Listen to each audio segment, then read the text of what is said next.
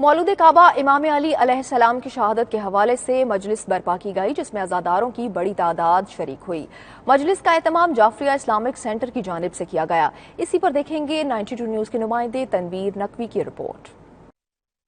مولود کعبہ حضرت علی علیہ السلام کی شہادت کا دن عقیدت و احترام سے منایا گیا۔ مانچسٹر میں جعفریہ اسلامک سینٹر کے زیر اہتمام ماتمی جلوس برآمد ہوا، جبکہ مجلس کا انعقاد بھی کیا گیا۔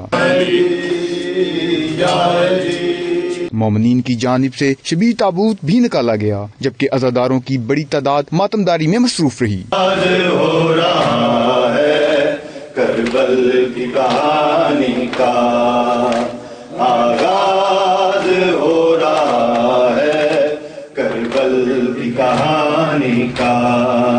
مجلس سے خطاب کرتے ہوئے علامہ سید محمد حیدر نقوی نے کہا کہ حضرت علی کی ذات تمام عالم کے لیے ایک بہترین نمونہ ہے۔ ان کے فرامین پر عمل کر کے ایک بہترین معاشرہ تشکیل دیا جا سکتا ہے۔ تمام اسلام کی جنگیں علی کی وجہ سے فتح ہوئی اور اس میں کوئی شک نہیں ہے، چاہے وہ بدر ہو، چاہے وہ احد ہو، چاہے وہ خندق ہو، چاہے وہ خیبر ہو، چاہے وہ حنین ہو، جتنی جنگیں ہوئی ہیں یہ علی کی وجہ سے فتح ہوئی ہے۔ مجلس کے روحرواں علامہ اظہر نقوی اور علامہ محمد حیدر نقوی نے 92 نیوز سے بات کرتے ہوئے بھی شان علی علیہ السلام بیان کی۔ آج یہ جو اجتماع ہے مولا کائنات امیر المومنین علی علیہ السلام کی شہادت کے سلسلے میں یہاں پر مجلس ہوئی ہے، افطاری ہوئی ہے، اعمال ہو رہے ہیں شب قدر کے، تو علامہ اقبال نے کیا خوب کہا، اسلام کے دامن میں بس دو ہی تو چیزیں ہیں،